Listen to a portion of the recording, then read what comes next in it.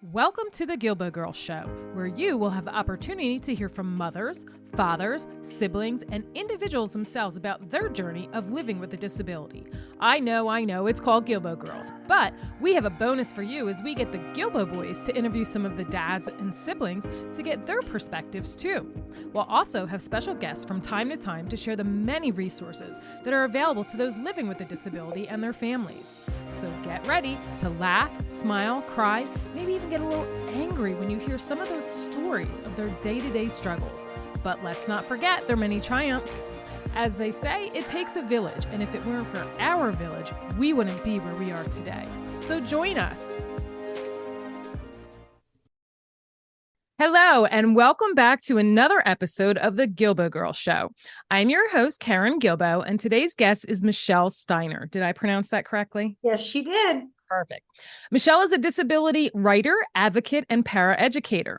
She has published articles on the Mighty, Nonverbal Learning Project, Dyscalculia blog. Now, did I pronounce that correctly?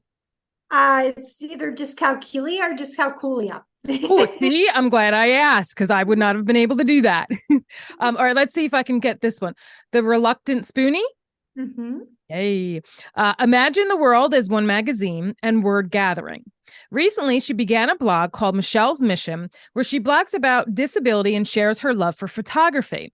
Her photographs were featured in Word Gathering and Independent and Work Ready. She works as a paraeducator in a school with students with disabilities and currently resides in Pennsylvania with her husband and 2 cats.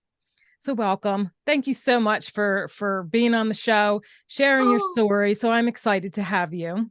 Well, thank you so much for having me. You're welcome. I appreciate it. You're welcome. So there's so much that I want to discuss. But first, before we start, let's start with sharing what disabilities you live with.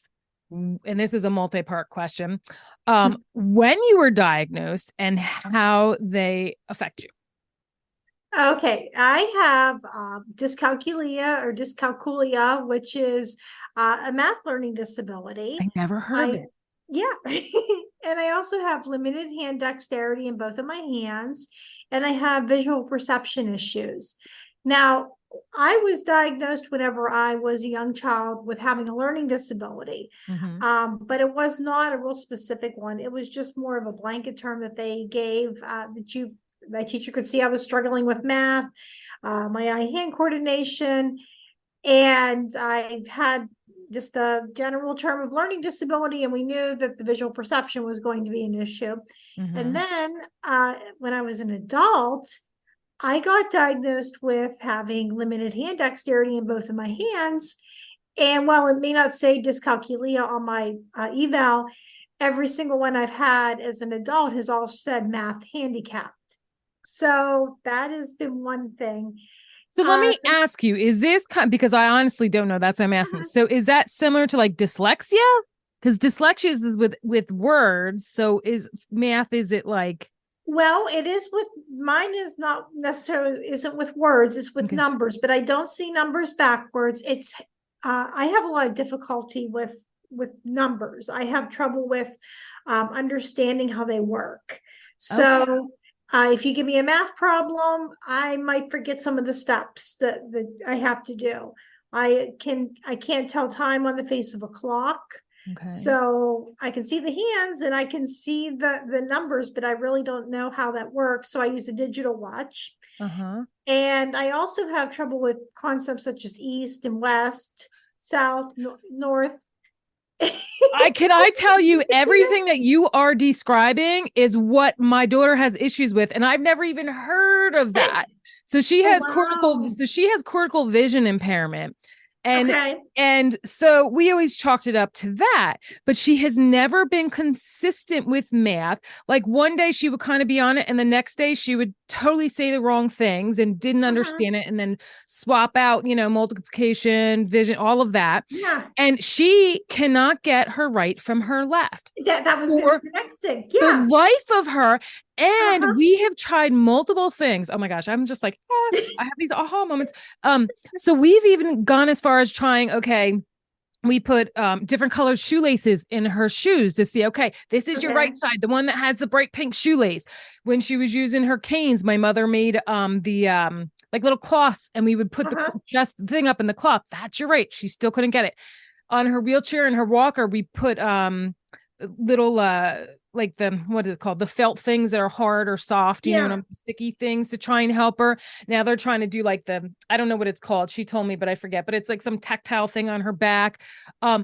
But like all of this stuff that you're explaining is like, oh my gosh, I feel like you're like explaining my daughter, and I have never ever heard of this. Yeah, a lot of people haven't. We've heard of this dyslexia. Yeah. A lot of people haven't heard of a lot of math-based disabilities, and I didn't realize because how it was going to affect me as an adult. When I was a kid in school, definitely we could see it with math. I couldn't remember my fact families. I can't tell you addition and subtraction ones off the top of my head, and I struggled with a lot of the with just in that concept. And we knew that I wasn't very coordinated. And anytime a ball came in my field of vision, I would blink. We knew that.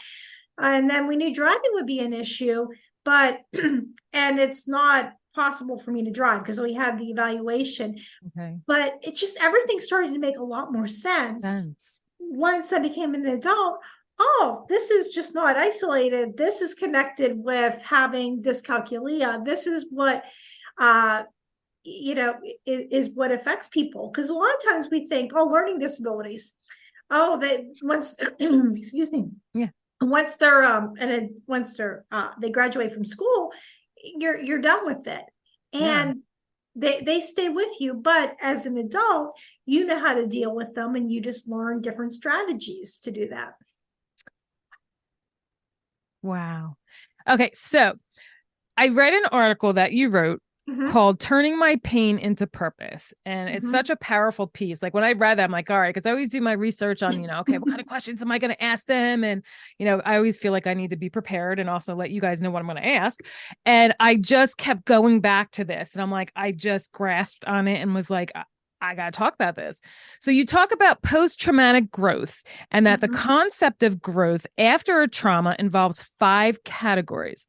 There's personal strength, improve relationships with others, new possibilities in life, spiritual change, and growing appreciation for life.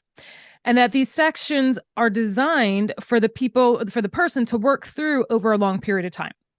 So then you went on to state that having a learning disability has caused you to develop a post-traumatic growth with the stigma and trauma that have accompanied, with it. Mm-hmm. So I want to dive a little bit deeper into it. So I think Okay. that it's such an important topic that's rarely discussed. And that's, I'm like, you could, like, your message can help so many others out there. Like it was very powerful. So with that being said, I just want to thank you for being a guest on the show. Again, thank you. And for more importantly, for being open and honest and willing to share your story and be vulnerable. So with your experiences. So in there, you stated that having personal strength has been an important part of healing in your life. So can you elaborate on that for us? Well, I think definitely having that strength to be able to go on has been so important. And I think a lot of times with strength, we don't realize that that is sometimes the struggle is either going to weaken you or it's going to make you stronger. Mm-hmm. If you look at someone that goes to the gym and they lift weights, that's how they get their muscles to be strong. And if they didn't do that, they wouldn't have strong muscles. And the same goes with someone that has a disability. It's going to be something that you're either going to say, okay, this is going to weaken me, or I'm going to use this and I'm going to become a stronger person because of it. And I know that whenever I do go into a rough patch, now as an adult, I can look back and say, okay, I went through this whenever I was younger. I got through it. I was stronger. And that gives me a lot more hope than I had when I was younger. Yeah, absolutely. So what about, so you wrote in the article that improved relationships with others has also been a benefit of your post-traumatic growth experience. So you can, and this is also a several part question. Can you share some of those struggles along with those relationships and how they have been improved and what steps were taken to improve them? I think sometimes some of the situations that appeared when I was younger was I really struggled socially as a kid in school. Definitely having a learning disability in that small school that I went to really made me stand out and not in a positive way. And I can remember just feeling like I didn't belong. And I eventually, what helped me was I started to hang out with some students that were in a group um, in a school a little further away from where I was at that had an art program, and I found acceptance, and that is one of the things that helped me out. Mhm. And it also led me to reach out to other people in the community. That was a big thing. I still am friends with the writing group. 20 some years later, we still meet once a month to write, and we're still involved with each other's lives. And that relationship helped me to improve. Um, Also with my family too, because my parents didn't give up on me when I was little. It was hard because I would come home and we would spend a lot of frustrating homework sessions. Sometimes I wanted to do Mhm. well, they wanted me to do well, but I was having a really hard time. But my parents were the ones that encouraged me, but also held me accountable that I had to go to school, even if they knew I was going to take a test and not do well. Mhm. And as long as I was doing my best, my parents were satisfied with that. So that's some of the relationships that improved. And I think being able to help others out also Mhm. helps me too, because I work in a school with students who have disabilities. So I understand when they come to me and say, well, you don't know what it's like to have everybody hate you. Like, oh, I have some stories about that, so I can Mhm. relate to that. And I can also relate to when they struggle with a lot of their work. And the same that whenever I work now with my blog, I might have people that might contact me and say, oh, I have a disability too. And it's that connection that I wouldn't have had if I wouldn't have gone through life with a disability. Exactly. It's so true. And I did listen to one of your uh another podcast show that you Mhm. were on, and I want to see because I think I wrote it in there what you had said. And it gutted me. I was like, "Oh my gosh, my heart just like poured out." But you talked about how you struggled socially in school, that you were frequently bullied because of your disability, Mhm. and you had the negative view of yourself and life. Um, and you said that you could share your reputation of being the screw up that had Mhm. haunted you during your school years. So you felt like you were a screw up and you weren't. Like that, like, Right. that breaks my heart that that was how you felt through that and that you were rejected. And it was, yeah, when you were talking about that, how you, I was like, so, another important part of post traumatic growth is Mhm. discovering new life possibilities. So, let's dive into those next. You wrote that people have often tried to limit you. Can you expand on those experiences and what helped you discover those new possibilities? Sure. I can remember I knew I wanted to go to college, but of course I was nervous, especially with the math. I knew that was going to be a challenge. And I was doing really well in my other classes. And I thought, oh, how am I going to be able to handle college level work? And I wasn't alone in my fears. I had a learning support teacher who said, I don't think you can go to college. And she suggested that I go to a trade school, even though nothing there interested me. And I decided I was going to go to college. I got involved with the Office for Vocational Rehabilitation. And in order to receive services from them, I had to get tested for having a learning disability again. And Mm-hmm. I've never been a great test taker. And when I went to take the test, I got really low scores. And the psychiatrist who evaluated me initially said, most likely won't go beyond a community college. And I can just remember that was really hard to hear all that. Yeah. Mm-hmm. And then when I got to community college, I had a professor who told me that I'd have limited job choices, and people that really, a lot of my peers, they didn't believe in using accommodations. They thought they gave me an unfair advantage. So I didn't use them, and that was a mistake. My grades dropped. Mm-hmm. And after I graduated from college, I was able to move out on my own. I worked in some temporary jobs, working with kids, loved it, had my own apartment in a central location. So that was really nice, not being able to drive, but I always Yeah. wanted more for myself. And then when I went back to, after a while, financially, I had to move back in with my parents again. And my job downsized. And I can remember I thought this is the time to go back to university. And I was able to go back. I found a program that had the least amount of math and science possible.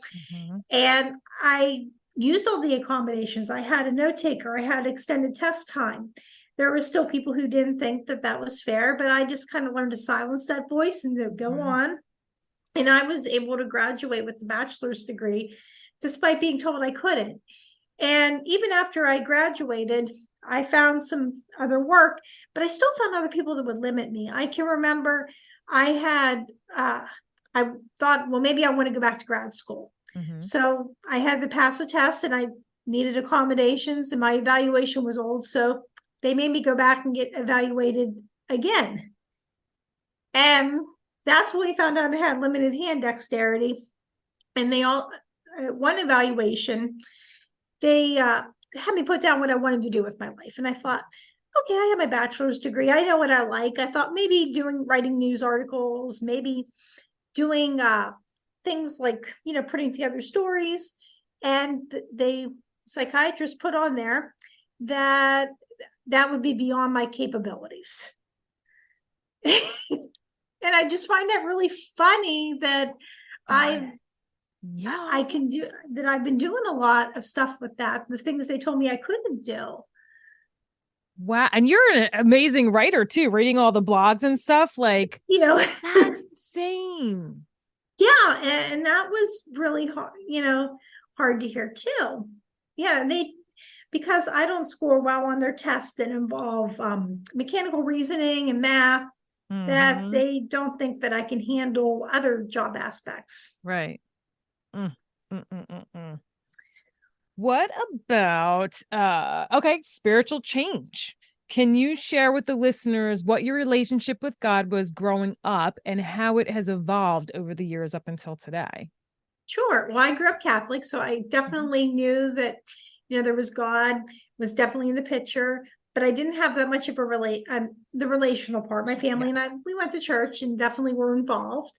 And I can remember just wondering how God could have ever used this disability for any good. And it wasn't until he slowly started to show me, well, this is why I have this disability for you. And I got involved with another church that took a couple tries to find one my husband and I liked, but one that definitely was more of a relationship. But I thank my parents for the experience they did give me. But I got to see some of the purpose behind having that, the people that I get to help. Yeah. And even recently, I can remember I was really struggling in a class because the kids all know I cannot help them with math. Mm-hmm. And sometimes when I'm in a science class, the math spills over and I can't help them. And I was really frustrated. And I can remember I just looked up and I said, okay, why do you have me in this room? I can't do this. And there was a kid that was crying. And I got a chance to go over to him, and he was really frustrated because he couldn't understand this. And I got that chance to get down on eye level with him. And I told him that I know it's really hard with math and I have a disability too. And if he gets frustrated, I want him to let me know so we can get him the help that he needs. And I just heard this voice saying, yep, this is why I put you here, not to teach you math, but to be there for that student. You're like making me, oh my. Yeah. Yeah. It's so true. Oh, chills. Okay. The last category of the post-traumatic growth is an appreciation for life. So you stated that when you first received the diagnosis as a small child, that you didn't have much appreciation for it. Can you expand on your growth in this area over the different stages and seasons of your life, if you will, where you began to appreciate your life, your disability for that matter? In the very beginning, I certainly didn't appreciate a lot of it. I can remember looking at my life thinking, being in despair as a young child, thinking that things were never going to get better, and learning was always going to be really hard for me. And this was what the rest of my life was going to look like. And I didn't think things would get any better. And I had my family encouraged me. My dad told me, things are really going to work out for you. And of course, you're a kid and you don't think that. Mm-hmm. But as I got older and I got to start to see things I was good at, such as reading and writing and photography, I found that if I focused on doing those, that I felt more empowered than if I focused on what I couldn't do. Mm-hmm. And I just had a more appreciation for life. I mean, I saw that things were working out, and I learned to how to solve problems. And I think that was the big thing, because the disability wasn't going to go away, but I learned how to deal with that, and just an appreciation for having the disability. And it really didn't turn out to be the thing that was going to hurt me or harm me. It's something that could be really helpful for myself and for other people. Mm-hmm. Yeah, absolutely. So what advice would you give for those going through these states of post-traumatic growth? The advice that I would give them is definitely to hang in there and to see that there is going to be purpose out of the pain. They may not see it right away, but eventually there will be a purpose behind that, or a lesson, or just a different way that you might view life. And it's just all in how you view it. Mm-hmm. Did you seek out any professional help to guide you through these steps over the years to where you? No, we haven't. Yeah, I've been able to figure that out. Other than having like with OBR, that was helpful. And how about any additional resources? Did you find anything helpful out there that you can share with the listeners? Like, was there any, I don't know. Yeah, there is definitely some resources that can help people. Nonverbal Learning Project has a lot of wonderful things about people that might have disabilities that are nonverbal, with having the visual, spatial things that they struggle with, but being really strong with reading and things like that. The National Learning Disability Association also has some great advice as well. And so does understood.com. They give some good resources. And I also wanted you to share how the story behind how you met your husband and the important question that he asked you that no one else had prior. And I heard that during your other interview, and I'm like, I've got to ask that. I met my husband purely by I hate to say accident, but I wasn't planning it. And he wasn't either. I was volunteering at our art center, and I was walking down the street, and I had a red dress on. He saw me and wondered, "Oh, hey, who's that girl? Where's she going?" And it turns out we were going to the same place. Oh. And it turned out that he was going to play guitar there that night. And then we had mutual friends. And he was also a prayer that I had, because I had a lot of broken relationships before him. And I just was so tired of it. And I just prayed. I said, God, just send me somebody whenever you're ready to, but just send me the right person and don't send anybody else. Mm-hmm. And it was just that surrendering it. And he did. He sent me the right person. And eventually we started to get to know each other that summer. And looking back, we were at the same place at a certain time. And we just didn't know. And we were just like blind to each other until it was the right moment. Yeah. And he finally got enough courage to ask me out. And when we went on our first date, he asked me something that nobody else had ever had. I told him that I had a learning disability. Obviously, he had to pick me up, but that's pretty traditional as it is. But I thought, I'm just going to be really open and honest about that, because a lot of guys weren't okay with that. And he said, "Oh, how does that make you feel?" And nobody else has ever asked me that question. So I knew he was a keeper. Yeah, absolutely. I love that. I love that. So before we wrap up, is there anything else that you would like to share, or any advice that you would like to give? I would just like to encourage people that have disabilities, or even those who don't but are struggling, not to give up. Things do get better, and success may not come in the package that you expected to, but oftentimes it comes in something much better.